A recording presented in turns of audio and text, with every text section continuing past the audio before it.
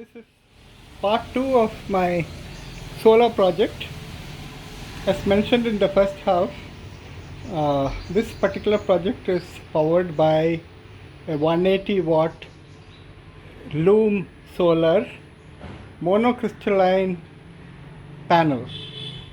So it cost about 7,300 rupees for me, and it was delivered by the courier right from I think this was from Amazon. The other two panels, which is 75 watt and 50 watts, 75 watts and 50 watts, I have purchased directly from Loom Solar. So the costs are almost alike, except of course sometimes you get some discount. So depending on that, I think we could go for whichever courier or service you want to get these panels from. You see a 120 ampere hour tubular tall lead acid battery. So it just came yesterday. Today I just had to put the caps on because it comes with a cap, because the water will spill, that acid will spill. So all that you've got to do is to simply put those float caps on. So as the water level evaporates or goes down, the red indication that you could see even from here, that float would go down, and then you have to fill up distilled water to make sure that the level is okay. If we do this properly, these batteries will give a very long life. And as I go near it, you see that it has got it's a 120 AH 36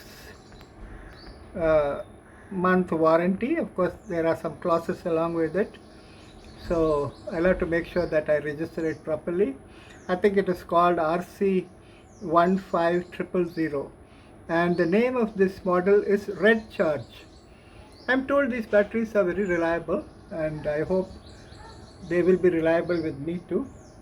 And you have seen the solar panels being set up in the morning, not on the proper stand, but as I told you, I'm just checking out the various parameters, the current that comes out. And today is quite a bright day for me after so many days of rain. It's not very hot, and I'm told when the temperature is very hot, like summer, then the solar panels too efficiency goes down. So I'll have to see that part of it. And let me come to the front of this inverter. This inverter is Luminous NXG1100. Now there are some panels, lights that are indicating. There's an ONS main, which means my mains have been connected. The solar power from the solar panels is now charging the battery because it is flashing, you see. And the mains charging, which in case you have a cloudy day and the batteries are not fully charged, the mains charge will be on, which means my solar panels are giving me power and the mains is not required right now. So this is a saving. So we are on the power saver mode, and there is something called eco mode and the UPS mode. When we use very fine equipments, we have to move out from that eco mode and we have to go to the UPS mode. So that is later. The on indication of battery means the circuit is connected to the battery. Battery low indication is off, and there is no overload.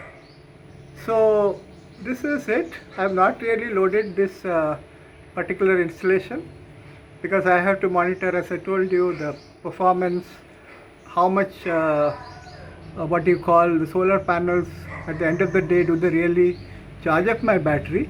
I know that 180 watt panel is not really sufficient for me.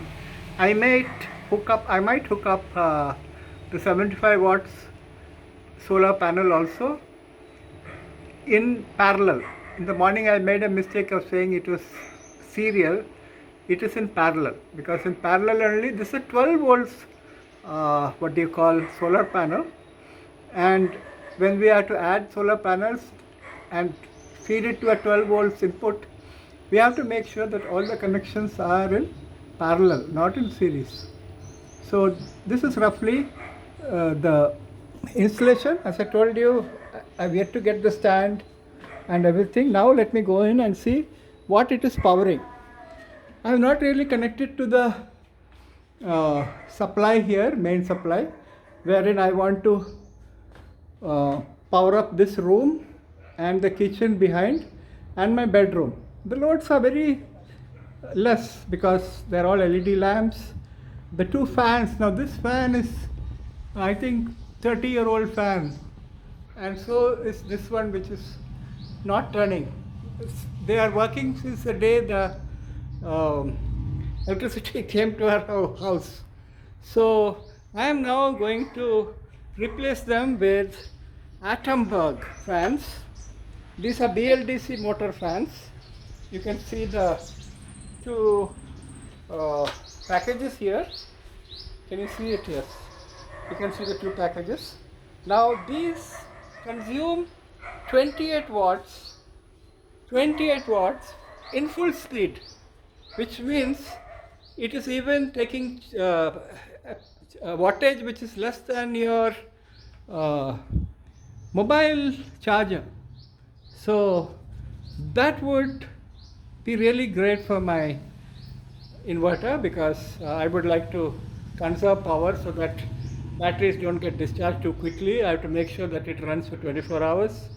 So right now the lights that you see is working from the solar system. So I would see the day when my portion of my house is fully powered by this solar. That is how I would want it to be. But before that, I would acquaint myself with knowing exactly how it feels like, how much current comes. In the morning I shared with you that I don't have a roof where the sun comes throughout the day. Maybe 2 or 3 hours in a day it gets direct radiation from the sun.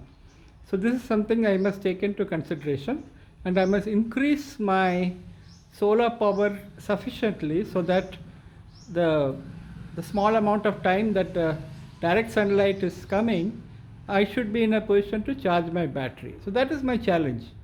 But the fact of the matter is that even though there is so much of shade on the roof, the solar is still working. This is George Marshall signing off for the second video.